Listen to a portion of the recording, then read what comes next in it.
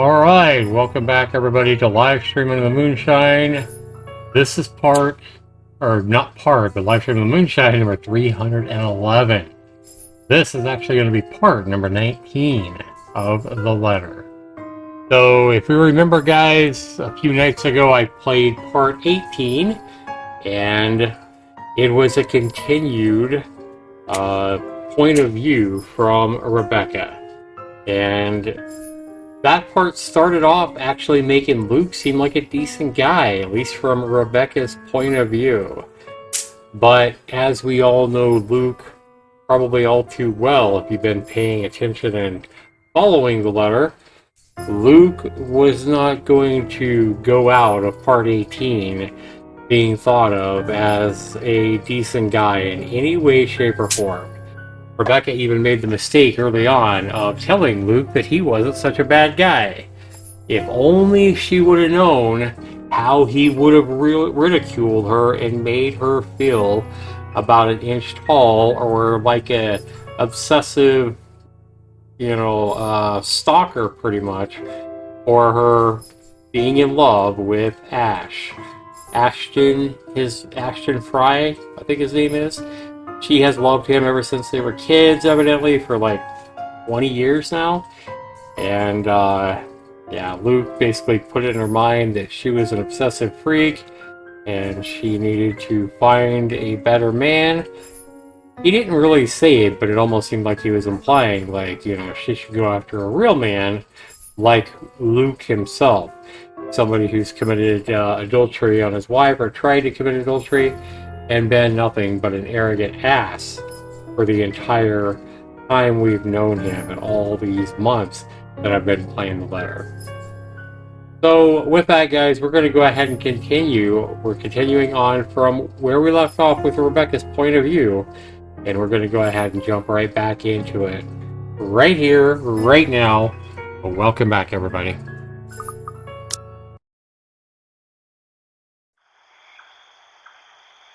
Alright, so remember that tomorrow is a Friday, and tomorrow is when she's going to Luke's house, or Luke's mansion, and Hannah's mansion, his wife, and she is going to stand in for her parents, who won't be able to make the trip or the invitation that Hannah was going to send to her parents' way, as her dad is still recovering and won't be able to make that kind of a trip, or be able to stand up for that long.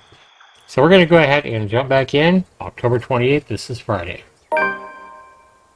The morning time, the Sullenwell residences, the apartments where Rebecca and Isabel reside right next to each other. And we're still in the point of view of Rebecca, recall. The night wears on without any further incidents, despite the great number of thoughts swimming inside my head. Yeah. Crazy thoughts, thanks to no other than Luke. Come morning, there is only... Come morning, there's only a hush. A strange sort of stillness, unlike the ones greeting me every morning. This one's uneasy, tight with anticipation, like a string stretched thin, merrily waiting for the proper time to just snap. Granted, it doesn't make my day any less pleasant, but the edge is still there. And as expected, the second I step out of my flat, it all comes apart, broken by the voices of two squabbling adults echoing from a floor below. The quiet was nice while it lasted. A shame. What the hell were you thinking? Uh-oh. I wasn't. Uh-oh. This is Isabel. This is Ash. Ow! Could you let go? I think. Yep. Not a few seconds later, they both ascend the stairs with Ashton pulling Isabel by her wrist. Why? She struggles as she should, but his hold on her remains firm. Freeing herself means having to draw blood as she attempts to pry his hand off with her other one, or using unnecessary force to push herself away from him. Neither of which is better than the other. Now remember, these guys are like best friends. So there's definitely some strain here going on. A lot of stress. One could potentially end in an accident, while the other means having to hurt him physically. She has the good sense to realize that at least.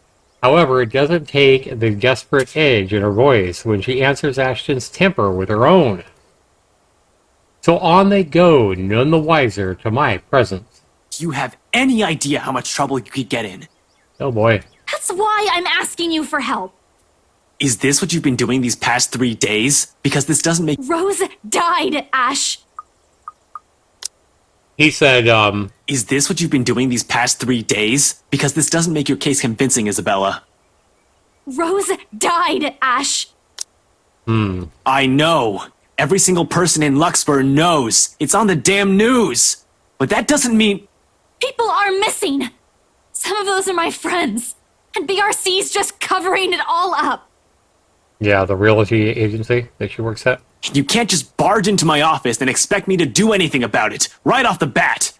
This isn't a children's game, Isabella. We have procedures. We have to follow protocol. There's red tape all over this case for a reason. We sure as hell don't investigate things just because some stupid letter spooked us. Ash, you have to believe me this time. If we don't do anything right now, more people will... Yeah. It's been a whole week. This stupid letter prank is getting old real fast. I'm sick of it. It was funny the first time, not so much now. You're the only one that can help me with this, Ash. Even Rebecca won't. All right, you two are awfully loud. Huh. What's going on here? Both of their heads snap up almost in unison. A displeased frown is on each of their faces, but this is a necessary interruption. What can they do?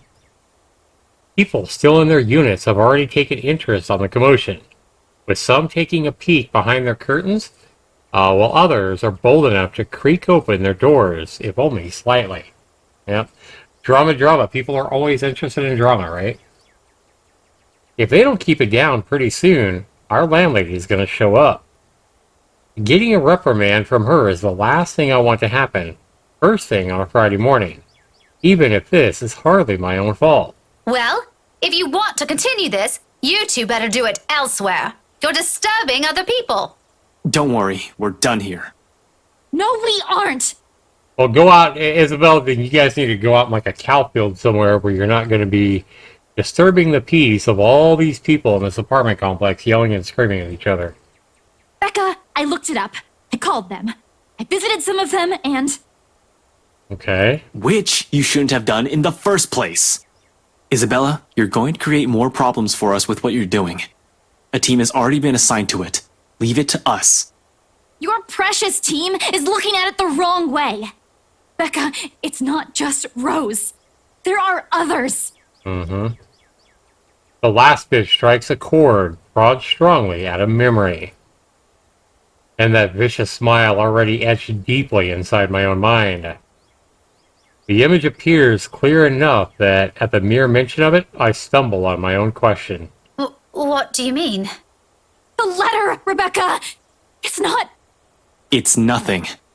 If there's really something going on because of that dumb letter, none of us would be standing here. We've all read it, haven't we? But Rebecca's alive, Zach's alive, I'm alive. So for the last time, this isn't a curse. There's a murderer on the loose, and your coworkers happen to be the victims. Give it a rest, Isabella. It's too early for this shit. Don't you think that's too much for a coincidence? Not so much. Most serial killers follow a pattern. I'll tell you about it some other time. And anyway, coincidence or not, the point is, civilians like you aren't supposed to get involved. You're putting yourself in danger. Well, he's got a point there. I wasn't chasing after... Will the both of you slow down and stop arguing for a minute? What's this about your coworkers, Belle? Becca, please don't tell me now you believe this shit. Sure, in a heartbeat, I'll agree with Ashton. But that's how it has always been, besides having a very good point.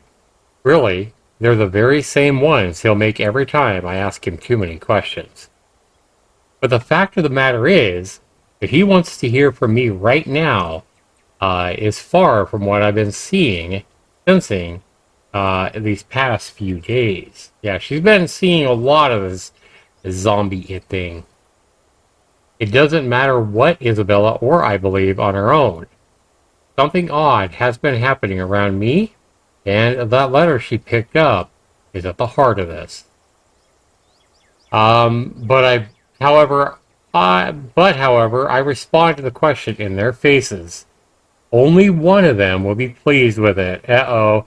Let's go ahead and take a look at our relationships here. Isabella is really strong. Ashton, yeah, we kind of lost a couple of reputation points with Ashton last time we interacted with him, and I think the last part. But Belle, you shouldn't do these things, or I might have seen her. I think, I don't know.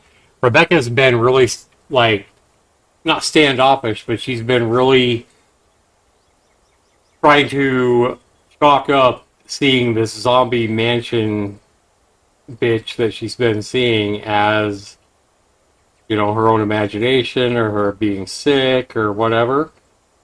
But in this moment, with them arguing and how close she is to Isabella, however, she's really close to Ash as well.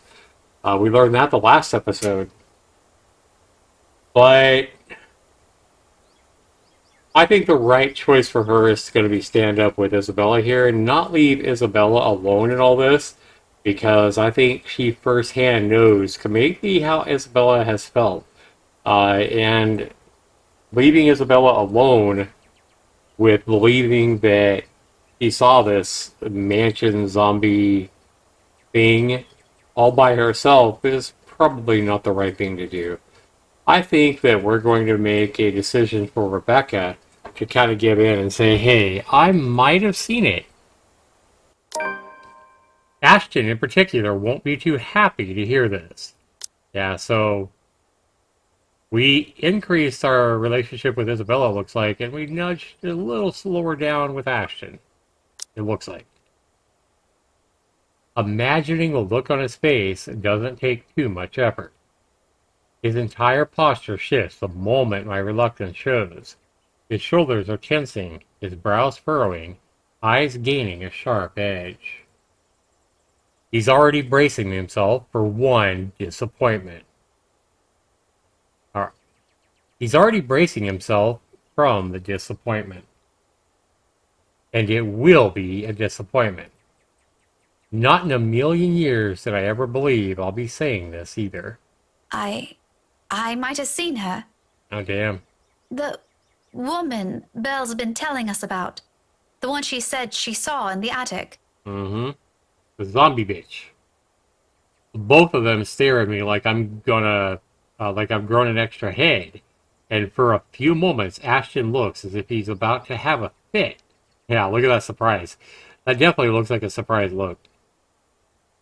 A pause treads at his heels after. A silence thick enough, one can almost hear a pin drop. You're kidding, right? Do I look like I'm joking? Really, Becca? Not funny. Oh boy. Ash, I'm not lying. Why would I lie about this? It's been this way since the film fest. The past few days have been really odd since we read that letter. Or maybe you're all just feeling under the weather. So now look at Ashton trying to put it up as you're feeling under the weather, you're all tired, you need more sleep, whatever.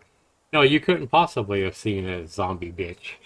You know, a hellish, fiendish lady, you know, that's killing people in town. But the deaths are coming from someone, and I think Ashton needs to maybe take a little trust in what some of his best friends are saying. I'm not sick. Don't you think I'd know that by now? Yeah. Becca, you're starting to sound like Scaredy Cat. Give me a break. Why don't you? I'm sorry. I'm so sorry, you two. Isabella's voice cut sharply through the conversation, abruptly putting an end to the brewing argument. It's all my fault. Oh This boy. is all my fault. I was only hoping I could fix this before any of you. I'm sorry for dragging you all into this. Damn. She breathed in deep, steadying, and at that moment something falls behind her eyes as she looks away. Ah, she's crying. I'll fix this. I promise. You'll fix this, Isabella. How are you gonna fix this, girl?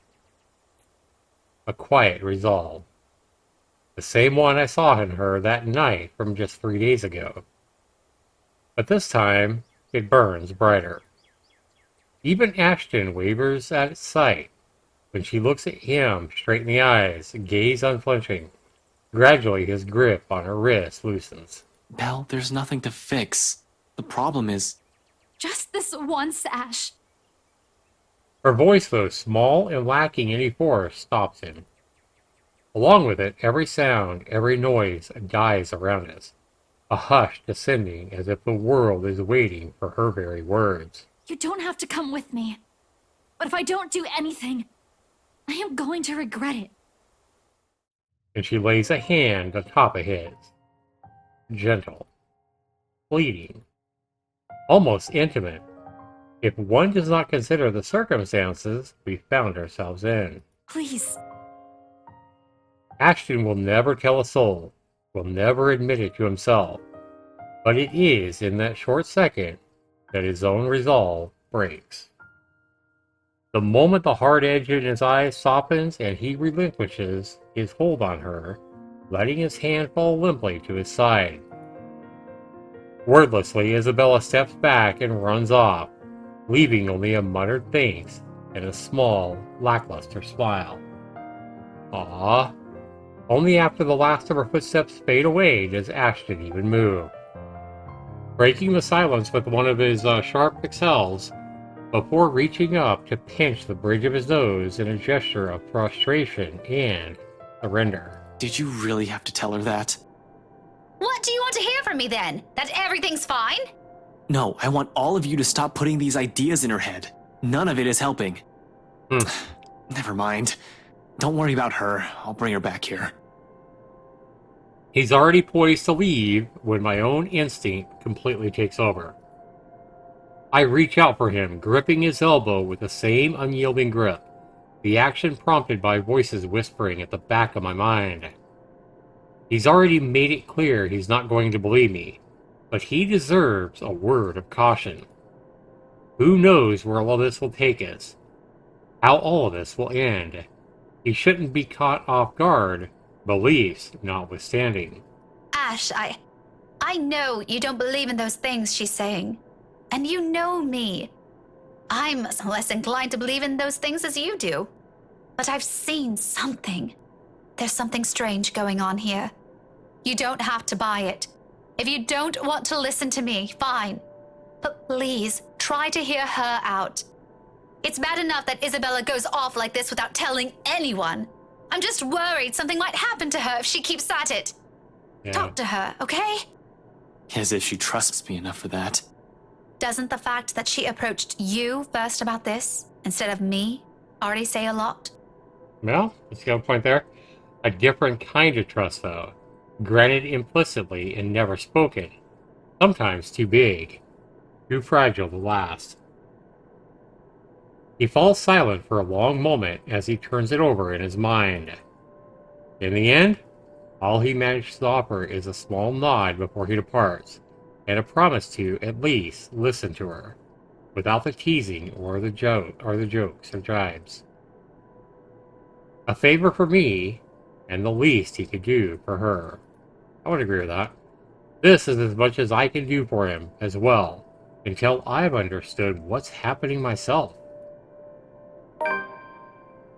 Alright, so we're still on Friday. Tonight, hopefully, this is where all is started. Will provide the answers to what I'm looking for. Yeah, she's planning on walking around the mansion and seeing if she can get some answers.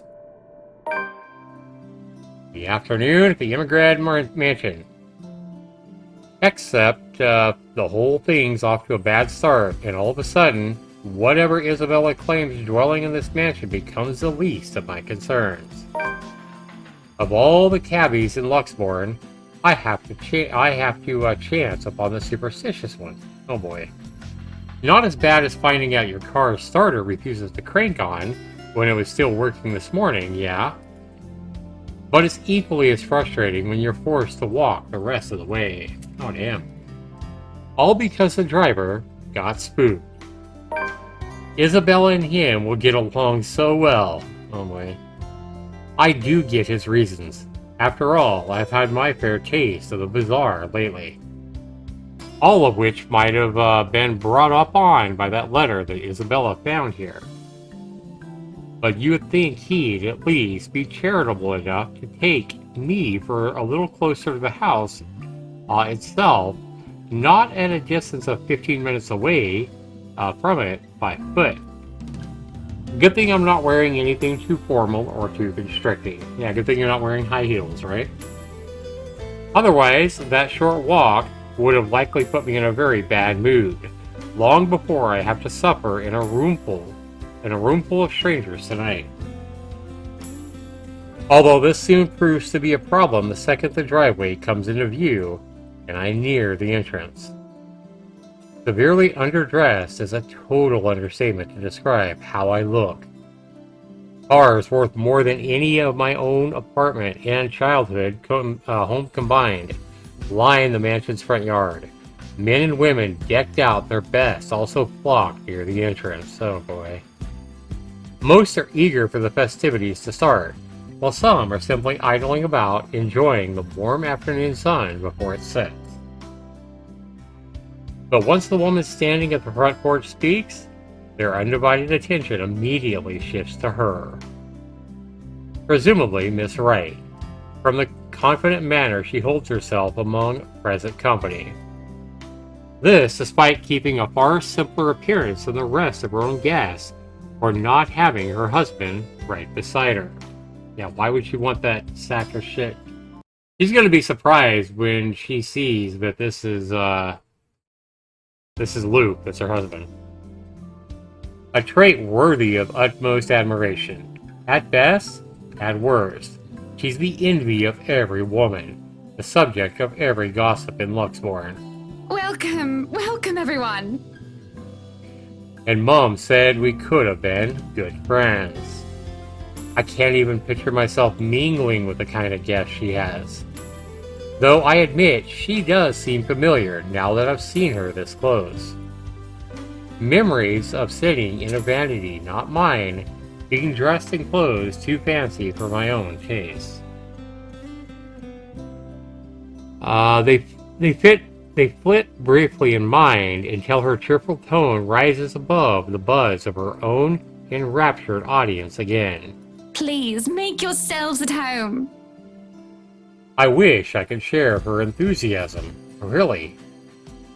But being surrounded by all of this extravagance, for the lack of a better term, merely makes me dread how the rest of the night might go. I shouldn't have let Luke's words affect me like that. I should have just gone ahead and asked Ashton like I had planned to do. If he were here, then I wouldn't have to be. Be careful with Shirley, alright? The rest of that thought dies in my mind at once. A moment of astonishment overcomes me before confusion sets in seconds later. It takes another for my body to catch up. Once it does, when I finally turn to see it for myself, it's his familiar mop of hair that catches my eyes first. This has got to be Zach. Oh no. And there he is, almost at arm's reach, if it isn't for the gas standing between us. Ashton Frey, standing in the Immengrad Mansion's driveway, with an air too lackadaisical for someone who absolutely abhors parties of any form. Yeah, he hates parties. Or has any business here, as far as I know. The picture that it forms is too bizarre for me that my mouth speaks out ahead of any coherent thought. Uh-oh. Ashton? I'm surprised. He swivels on his heel with an equally puzzled look. An odd expression flashes momentarily across it once he sees me, though he blinks it away before I can figure out what it is exactly. Becca, what are you doing here? I was invited. Really? I had no idea you were friends with the host. Well, it's my parents, actually. But that's beside the point. What are you doing here? You hate parties. Exactly. What's Ashley doing here? I still do. I'm just here on behalf of a friend. That in itself is weird coming from him. It doesn't help that he isn't even making an effort to spare a glance my way when he answers. Instead, they're focused at some point in the crowd. His gaze darting between people walking past us until a small frown forms on his face. That's rare. Do you have someone with you then? Nope, just me. I won't be staying long. Well, if that's the case, maybe you and I can... Chief? Ashton, what's... Unexpectedly, he places a hand on my shoulder, stopping me mid-sentence. He still has a distracted look on him, except this time his eyes are sharper, as if he has found what or who he's been searching for among the throng of partygoers earlier. Sorry, Becca. I need to... Yeah, what's going on with him? There's something I need to check for a bit. I'll talk to you later. Do you have a ride home? No, I had to take a cab here. My car wouldn't start this afternoon. But what about... I told you to get that old thing checked before, didn't I? You can head back with me after this. Anyway, I gotta go. See ya. Be careful, okay? I meet the smile he hastily throws my way with a frown of my own. What does he mean by that? But before I can even ask, already, he has turned his back from me and is walking away, without a single explanation whatsoever. In some desperate effort, I try to catch up to him, if only to know what warranted this sudden departure and his odd warning at the end. Hey, be careful! About what Only for my attempts to be interrupted by a muffled ringing in my own pocket. Mom's cheerful voice greets me as soon as I answer. Yes, I'm at the party already, Mom. Yes, I'll say hi to her if I can. Diana. The conversation itself doesn't last long. Just a simple hello, a reminder to enjoy the party, and to send their regards to their old student. But when the call ends and I get up to look, Ashton's already nowhere in sight. Oh boy. And with a sigh and admittedly a little disappointment, I tuck my mobile back into my pocket and head inside. Even with familiar company, however, coincidental this meeting is, this is somehow shaping into a terrible evening. Damn. In the evening on Friday night, the party hits full swing an hour later. And with the host's opening remarks given, still no sign of her husband, the poor woman, and the guests promptly fed, the band shifts the melody to a livelier tune. Soon, laughter and the rhythmic tapping of shoes fill the room, all in accordance to the uplifting strains of music. It seems fun, I admit. Fascinating. At certain moments, the flurry of dancers making the music their own, almost with no care in the world. That's awesome. If I weren't so indisposed, I might have joined the crowd for a song or two. There isn't a lack of invitations anyway. Plenty of them. In fact, with some asking more than once. It's only my stubborn refusal that prevents me from joining with them. And I can. A single nod is all it'll take, and the evening would have been far enjoyable for me. But pride in my own silly hopes, the thought of being seen with one of them by him, curbs that, as much as I hate to admit it. Wow, she actually wants to be seen by that zombie bitch, by Ash, just so she could prove it to him that they're real. That's crazy. Because doing so also means outright acknowledgement the douche's claims. That he has to be the one to tell me that sends blood. Oh, wait a minute. That he has to be the one to tell me that sends my blood boiling. I would have preferred someone more agreeable, less of an ass. It's a hard truth to swallow, especially when the very person at the center of this makes denial difficult. Can't even spare a minute of his attention or a single glance at me the whole evening. Oh, damn. Well, Zachary might have spoken more words to me. The big guy's busy covering the event to boot. But at least he managed to slip in a conversation or two between takes, or a small wave of his hand when he passes by. Yeah, Zachary's a great guy. What's Ashton's excuse? He's been fitting in and out of sight the whole time. One minute, he's hanging around a small group. In another, he's hovering around the one-string band. Just a second ago, he was wolfing down some deviled eggs by the buffet table, a glass of wine in his hand. The next thing I know, he's completely gone. If I didn't know any better, I'd say he does not want to be with any of his friends tonight. Is it because his boss is here? What's the big deal about that? It has never bothered him before. I swear, the next person who asks, I'm dancing the night away with. Ashton can go fuck himself. Wow. You would catch his eye a lot better if you wore nicer clothes, don't you think? Oh yeah, this is Hannah. Her voice almost makes me jump. Too focused on the gobshit wandering around the ballroom in my own annoyance to notice.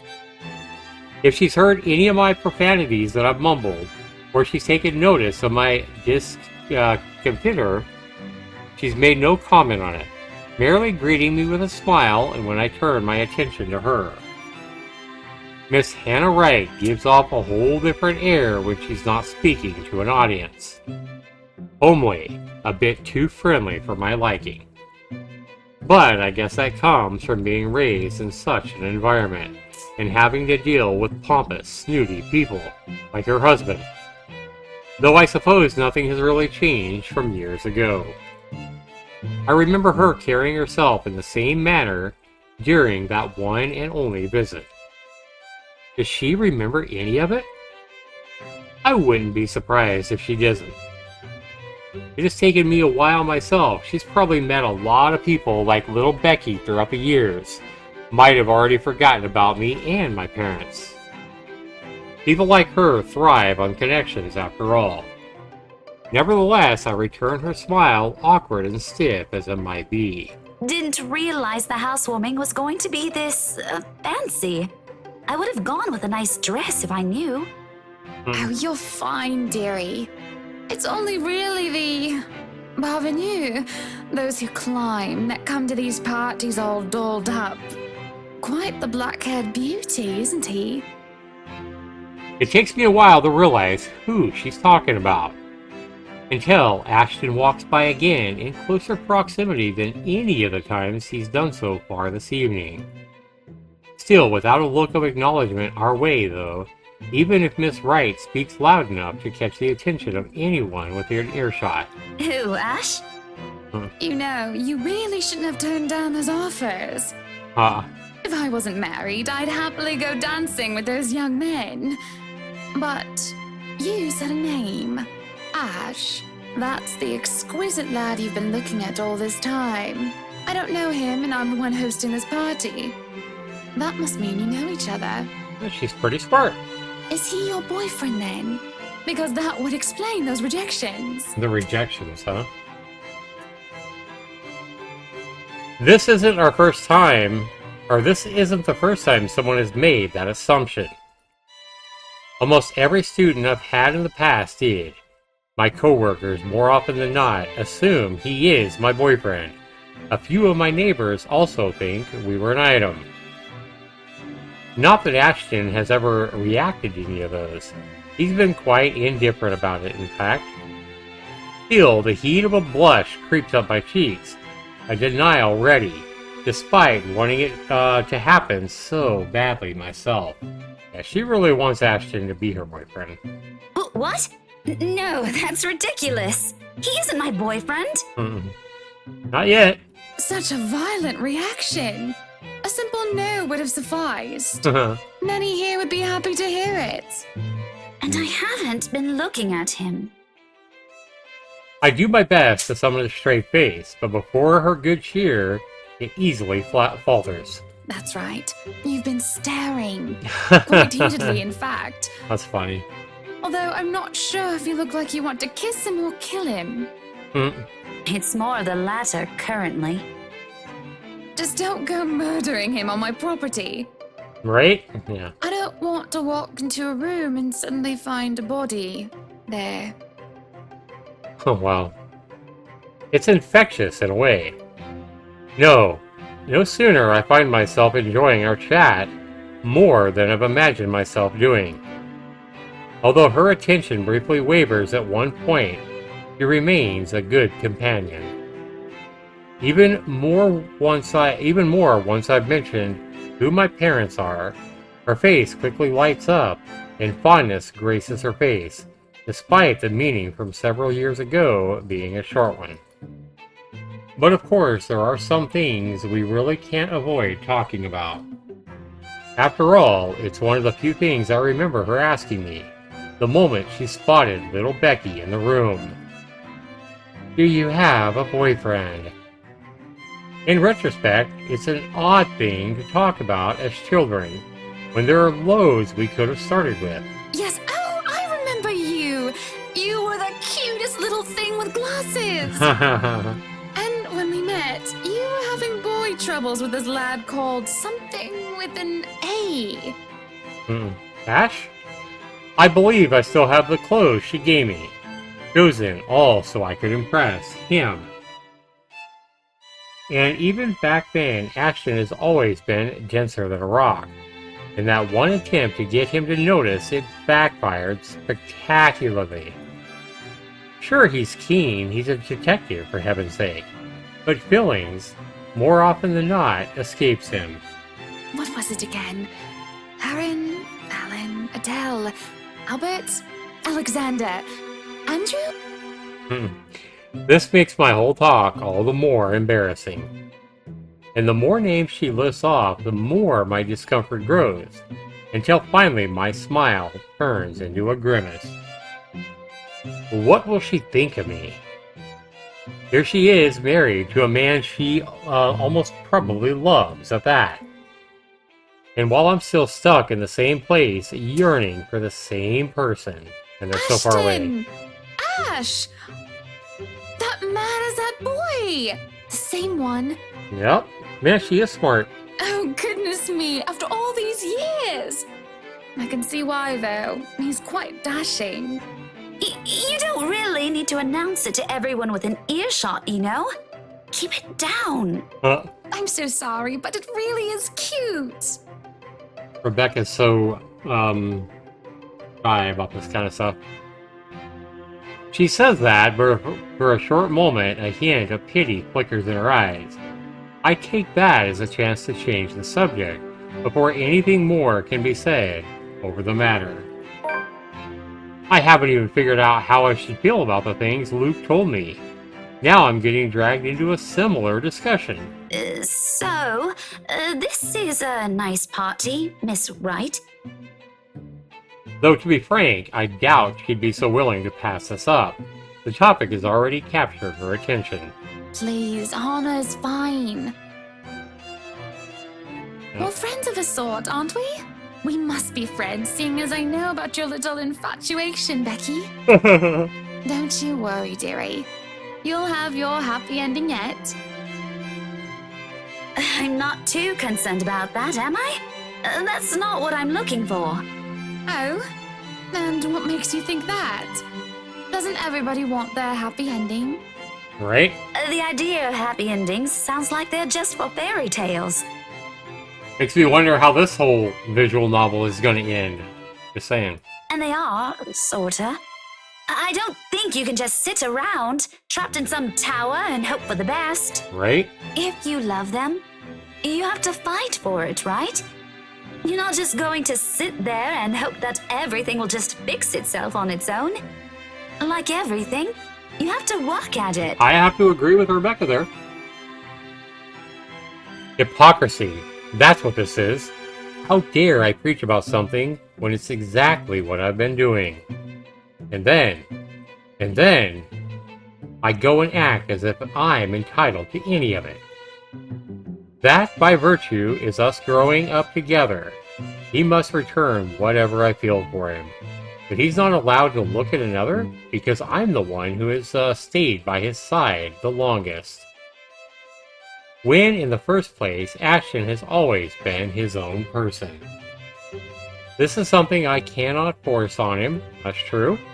I can only hold on to these, take care of it, until the time comes that I can confess it to him.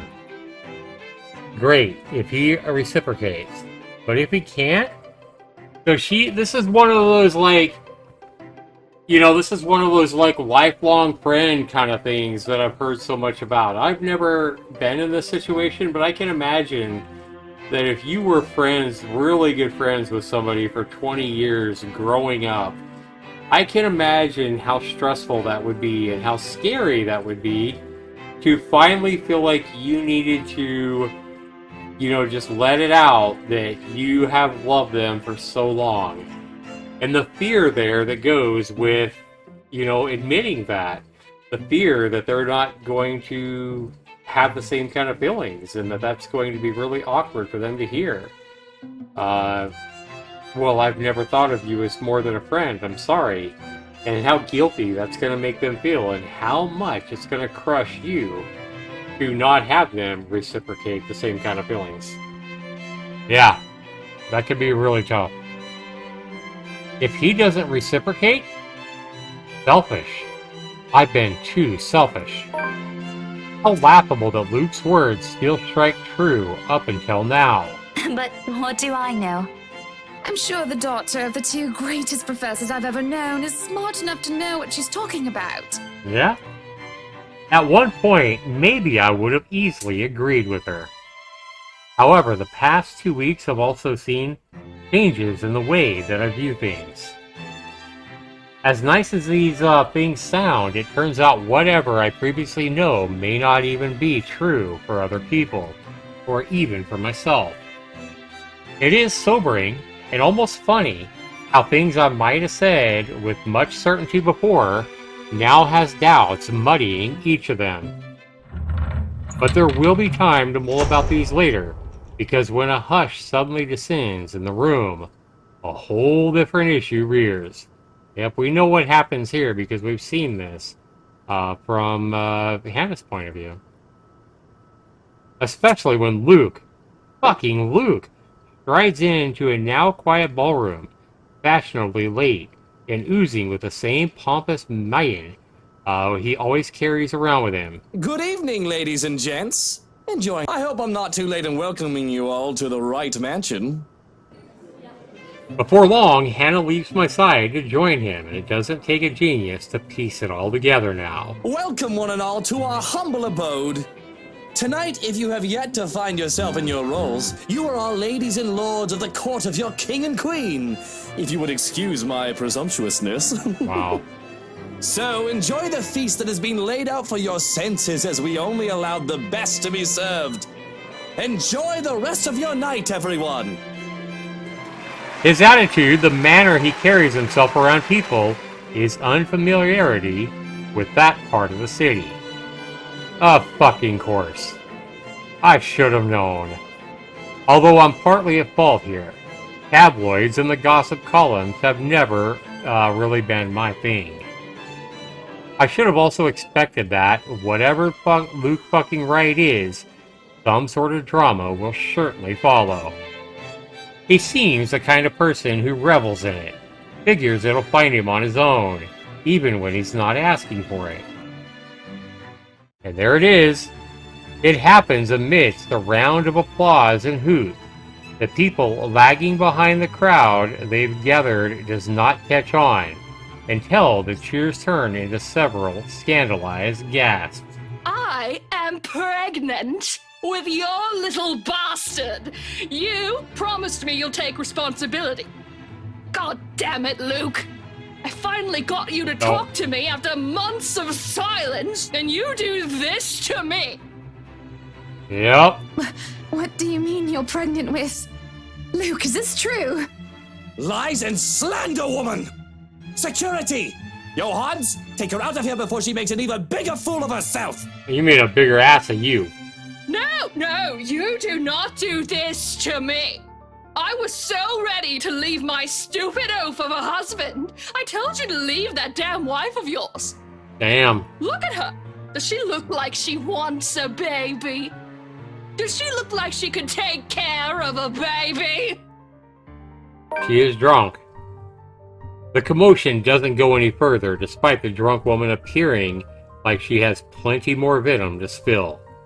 In a little while, security shows up, escorting her out. Apparently, she's the chief inspector's wife as well. And if this whole thing can't get any more fucked up than it already is, what a mess. But the damage has been done now, and beyond the repercussions this will bring, I'm more worried about Hannah. Maybe Luke too, in part. I've seen the man that hides behind his self-importance, and it is someone who cares for the person who stands beside him now. No matter how questionable that is now. After all, no anger is worse than that of a scorned woman. But Hannah, well as refined and well-mannered she is in front of their guests, I'm not so sure that she's going to be too willing to tolerate this.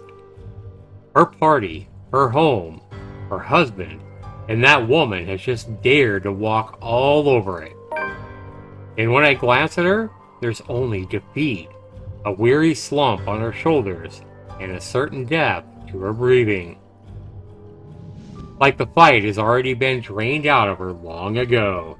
Yeah, I think this was like the feather that broke the camel's back in their marriage when this happened. And yeah, she's probably never been more ready to just say, fuck this marriage. I don't know how since when this has been going on. I don't know either of them well to judge for myself. I'm simply an outsider who happens to have some kind of connection with both of them. But the air of a person who wishes for respite, it's all too easy to see it in her, as she quietly watches the commotion carry on around her. In a moment, before I can think it through, I'm pulling her to the side and waving Zachary over to us. Becca, this is a real oh, hey, Miss Wright. Hello, Zachary. I told you to call me Hannah. Did I not? Yeah, you did. Admittedly, this air of familiarity between them catches me off guard. I wouldn't put it past Hannah. Her standing in society compels her to keep appearances. The be nice to everyone sort of thing. While Zachary's growing client base sometimes calls for rubbing elbows with the rich and famous. Though, from the way it appears, this one seems to go beyond maintaining a facade or work. I wonder how this friendship came to be. I'd ask, but we're starting to attract some curious eyes. Most of them are probably searching for more gossip, something to add fuel to the fire. Thankfully, there's no need to explain it to Zachary. He's full aware of the situation as well. So, this is what you called me for? We gonna get Hannah out of here?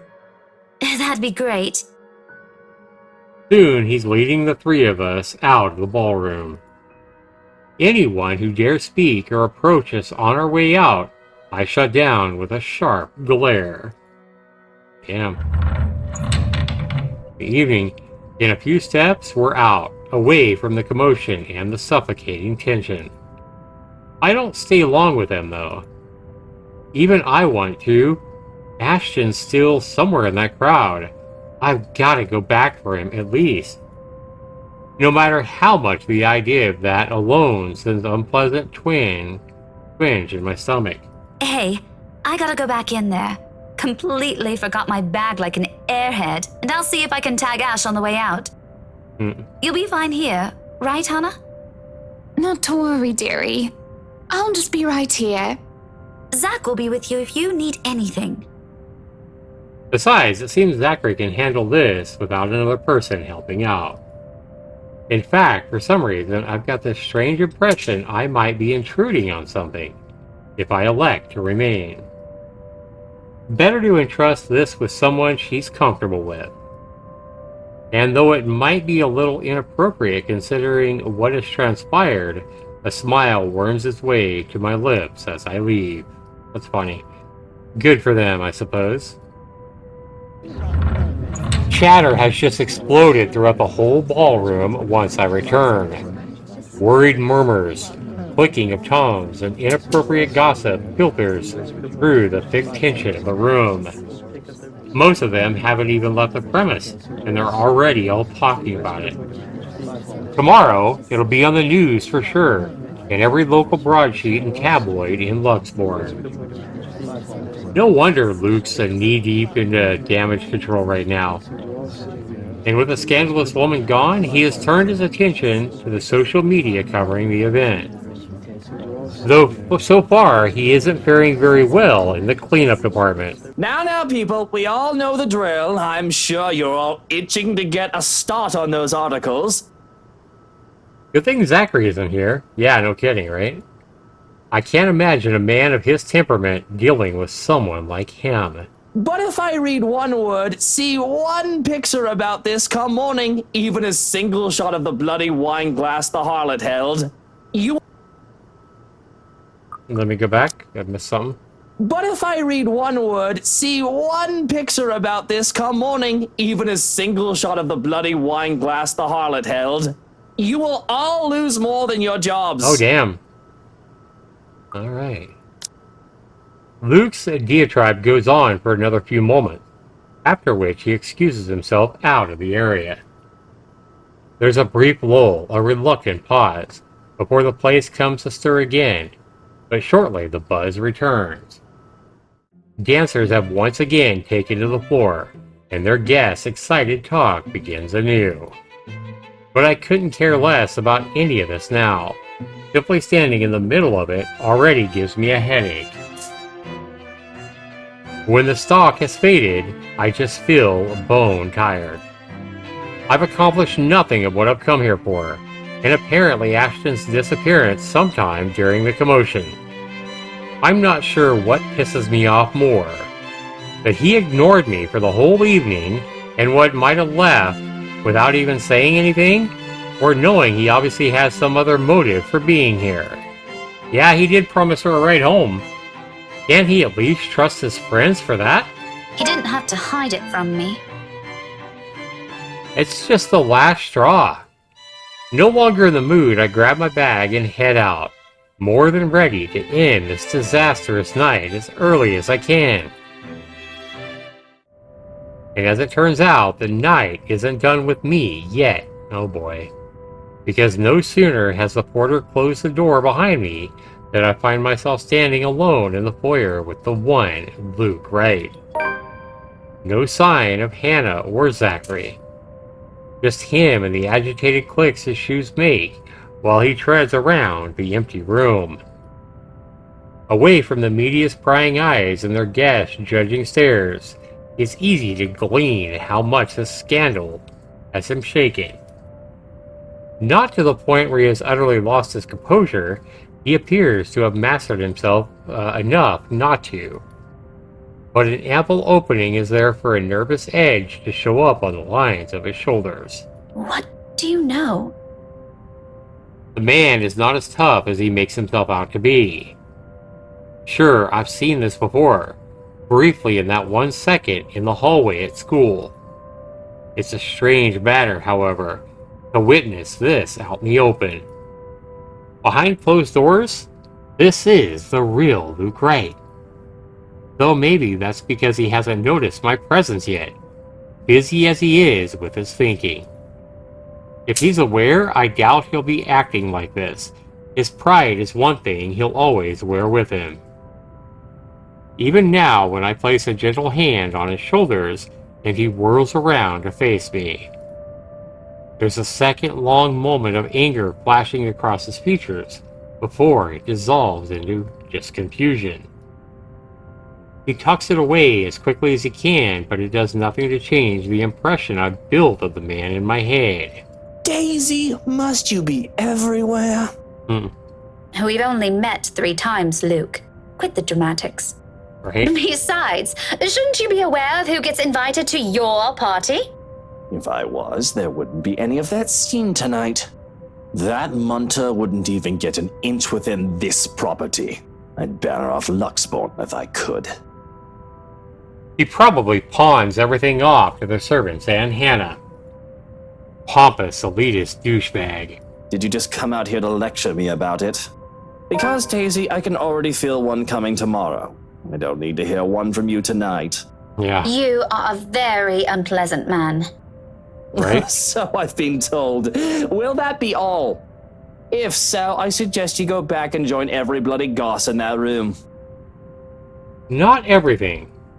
As unpleasant and frustrating talking with this man is, he deserves the benefit of the doubt, at least. The questions and criticisms aren't lacking, of course. But right to this instant, there's only one that comes to mind. Is it true? Or you should be with your wife? I think she hates him with a detest, especially of how evil he was with, putting the whole, making her feel like an idiot or whatever about loving Ashton for 20 years and saying that it's hopeless and that, she's just obsessed and all that. I think she's going to say, is it true? And if not, even if she wouldn't say that, I'm still more curious to see what he says if she asks, is it true? I'm going to guess this is going to lose more points in the relationship with her and Luke, but we're going to go ahead and try it. So it was like right about here. Yeah. Well, let's see where it's at now. Is it true? Is there some truth to it then? Yep, relationship status updated. And yes, it did go down again. So, is there some truth to it then, she says? And to his credit, he does appear extremely offended and repulsed by the notion.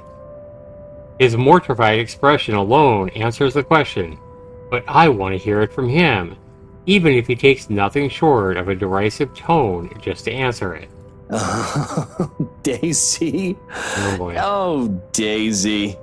If you believed every scandal that came along, I'd have 100 children already. Huh.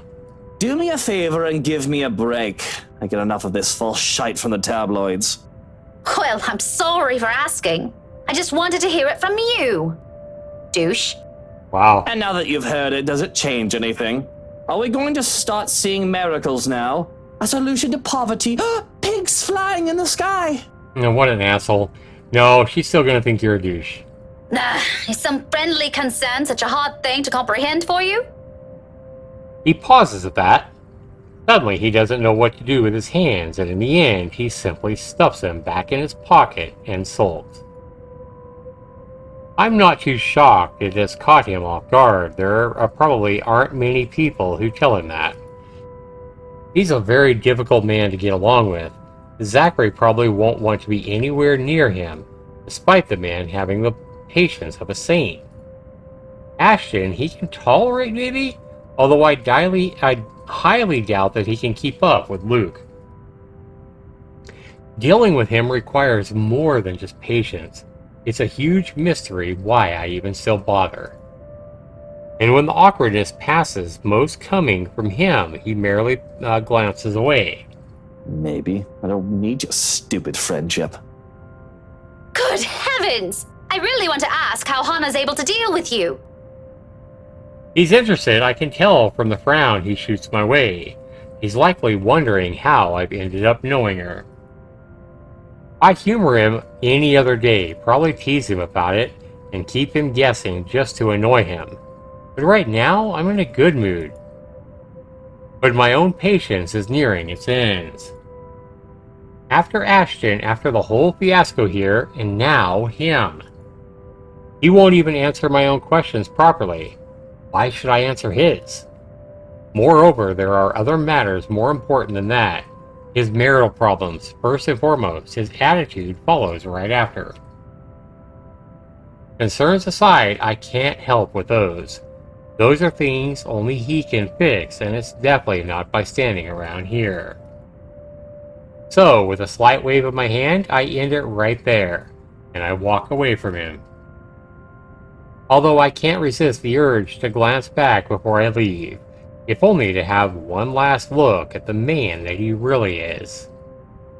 But the instant I turn my gaze on him, I see it. Uh-oh. Yep, again. Looming, hovering over his shoulders, drawn to him like a moth to a flame. Yeah, that's so freaky. Like the first time I've stepped inside this place in search of Isabella. He was there too, wasn't he? The man, along with his wife and another person, Miss McCullough? And that shadow, a damn shadow. No! It's a woman now. No, it's her. No longer a dark blur. Terror rushes through every vein in my body. A crippling sensation gripping every part of me, while she just stares at me with a glare filled with nothing but hate and venom. It's like staring at the eyes of a woman I've unknowingly robbed of something precious. I try to say something. A warning. But before I can gather my wits and voice it out, someone shuts the door behind me. As if to keep the outsiders away from the secrets this mansion possesses. Wow. By now, the sensation, the fear and disquiet it leaves whenever I see her is familiar enough for me. Already, it has made a home in my nerves. Now, that's kind of scary. I don't even notice my trembling hands until I cross my arms across my chest. The cold from the tips of my fingers seeps through the thick material of my shirt. Neither of it helps bring together any semblance of coherent thoughts in my head. But I know I should. Someone has to tell that douche. I start walking back before the fear can cripple me again. It's not wise. Returning, that is. Especially after what happened. But Hannah's still an old friend. And Luke doesn't deserve whatever misfortune that letter might bring. I just can't leave these two in there. Isabella's right. She's real, and there's something she wants for everyone who hasn't read that letter. Becca, where'd you go off to? If you're done here, let's go. I'll get you back to the city. My mistake, the second his voice cuts through the crisp night air, is that I've allowed my annoyance to get the better of me. Fuming, purposely forgiven, I whirl around and march towards him. One accusation after another piles up at the tip of my tongue, ready to be hurled at any moment. There's no hesitation holding me back when I fling it at him. That straight face he keeps, as do I, so doesn't help my temper, my anger either. It only makes me want to slap some sense into him. Shouldn't I be the one asking you that? Becca, I've been waiting here the whole time. I told you I hate parties like... And before that, where have you been the entire evening? Right then and there, I might have forgiven him, if he'd shown some ounce of remorse for leaving me like that. Maybe he could have looked away, given me a sign that my assumptions might be right anyway. He doesn't even need to put them in words. A single gesture of confirmation is all I need. Rather, what I get is the same impassive look. He does that whenever he can't disclose anything. Like he's a wimp. He does that whenever he's lying as well. In the face of it, amidst the thick tension, a frustrated huff is the only thing I can summon. Be that way. Fine. Suit yourself. No more words. After everything I've seen and heard tonight, I'm already too exhausted for those.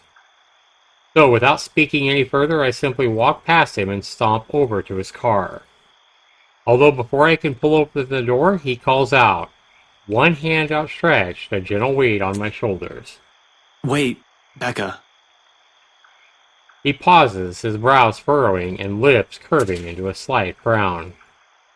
I can almost see the gears turning in his head while he tries to piece together everything that he wants to say to me. Before, perhaps, I might have waited patiently for those. He's not a man fond of using words to express himself. More often than not, any gesture of honesty will only come out of a blunt and coarse when forced. But today, for some reason or another, I simply can't summon that forbearance. Ashton, if you're just going to waste my time again... Becca, listen. I don't know how else. That much is obvious. Why don't you just take the whole bloody night? Go on. I can wait until next year. Wow.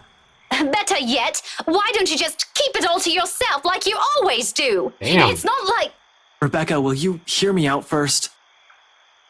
The silence I can offer him, but whether I'll believe what he's about to say is still up for debate. A very long debate. I honestly don't know how else to put this. I'm aware your parents have some kind of history with Hannah Wright, and somehow you're friends with her. But you should stay away from these people for now, especially the husband. Who? Luke? His expression deepens into a scowl at my mention of the very name, but whatever opinion he has, he doesn't immediately voice it. Still, something about it has greatly displeased him, evident in the stiff note his tone assumes. Yeah, he's bad news. You think? It's my turn to frown this time. What does he mean by that? What does he have to do with this? Can you explain your reasons? Care to explain your reasons? I've not meant for it to sound as harsh as it does, but anger and frustration have never been a good match in me, particularly on nights like this. It's not surprising when Ashton jerks back as if I've struck him. Take a look at the relationship. Her relationship with Ashton, I think it went back up a little bit. For a fleeting moment, something akin to hurt darts across his features, his eyes narrowing and hands closing tightly into a fist at his sides. Then swiftly he glances away and shifts his focus on the line of trees nearby, like an answer can be gleaned from their dark expanse. I'm really sorry, Becca. What is it for? For the party? The vague answers he continues to give. Does it include all the times before this, the years worth of it? I don't doubt his sincerity. However, at the moment, the forgiveness he's asking isn't something I'm all too willing to hand. I'm furious at him. It's frankly a wonder how I can keep myself from raising my voice at him right now. We'll talk about this tomorrow. And you better have a proper answer for me by then. There's a brief hesitation before I step away. A short moment of wanting to say more, of waiting to see if he has anything to add. He's only silent, however, eyes still trained at a distance. It is the last glimpse I see of him before I climb inside his car. If the door slams closed with the same force of the anger that I'm holding, its sound merely vanishes into the night, unnoticed. He follows soon after, and shortly we're on our way back to the city. Yet, even with the city's bright lights welcoming us, the dense, somber air from the mansion still lingers. Yeah, I can imagine. And late that night, the moon is almost at its highest by the time we reach Salem Well. Even after our respective heads have cooled off, the atmosphere within the car remains ripe with unspoken tension. This isn't a problem so easily fixed with just a few handshakes. Quite frankly, I don't know what will. Ashton himself, he has no idea what to do when he all writes and dawdles awkwardly in the middle of the car park unsure. It's almost like he seems like he's having an internal debate, whether he should say goodbye or mutter another apology. I could have driven him away, purely out of spite, the second I'd gotten off. Still, old habits die hard. It's late, and Ashton's flat is on the other side of the city. Irritation might rear its head every time I look at him right now, but I'm not too cruel to put him up on another long drive.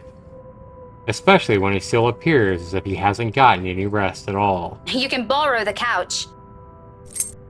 I throw the keys to my flat his way before I protest A protest forms on his lips. Although he catches it with ease, he eyes it with a wary expression and shoots me a puzzled glance to me. You haven't been forgiven. We're still going to have that talk, believe me. But I'm not about to send you out on another drive looking like that. It's late. Go get some rest. We're setting aside a lot of loose ends like this, but he appears to have accepted that reason, at least for the meantime. He does give me another questioning glance when I shove past him, pulling my mobile in the process. Where are you going? I thought... You go ahead upstairs. I need to contact Professor Andrew. Andrew? Why would you... Oh, no. Please, is this that thing Isabella said this morning? Again? I already gave her my word, Becca. I'll look into this BRC crap. No need to drag the old guy into it. Of course, he's still skeptical. It makes one wonder if he's even seeing anything at all. Figures this curse will stay away from the scoffer. But this is another loose end tonight that I can't just leave alone. Ashton's beliefs and notwithstanding. It just so happens that it's one I can delve into using means, the other taking a look at the mansion itself. Ashton, do you really think I still give a shite after that stunt you pulled tonight? No, but this is... I've spent so many years with him to know this is all about to turn into another argument. Before he can finish it, I cut him off with a firm raise of my hand. Look, I don't care. There are weird things happening around here. And yes, it's Isabella's brand of weird. Ghostly voices, strange sounds, and a bloody woman sitting at the back of my car. Yep, she remembers. You don't have to believe me. And I no longer have the patience to convince you, so just leave me be, Ashton.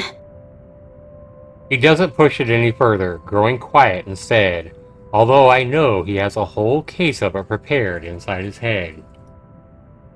But there's a reluctant shift in his movement when he steps away from our conversation. Sort of climbing the stairs, he stops, turns to face me with an expression almost too... inflicted? Are you really sure? What? That there was something?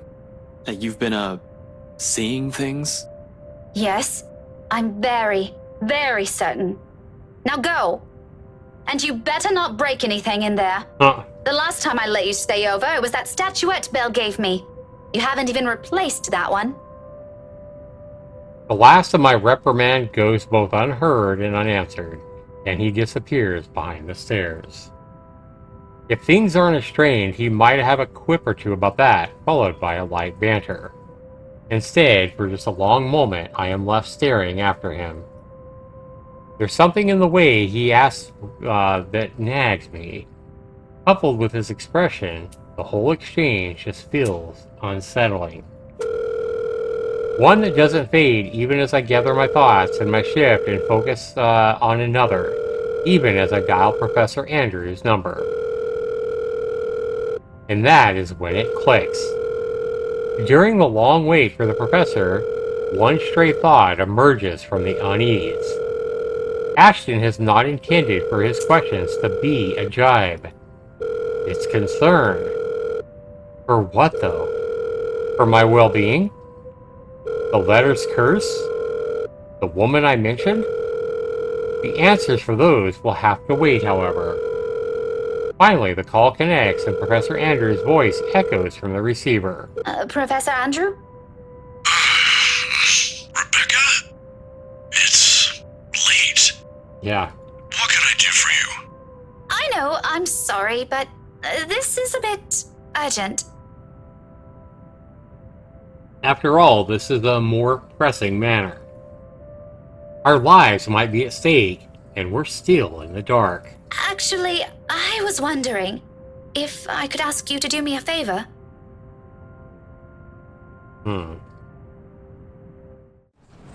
Alright, so she's asking him to do her a favor, and we are now 2 days later on Sunday, guys, and it still looks like we are in Rebecca's point of view the next time we play.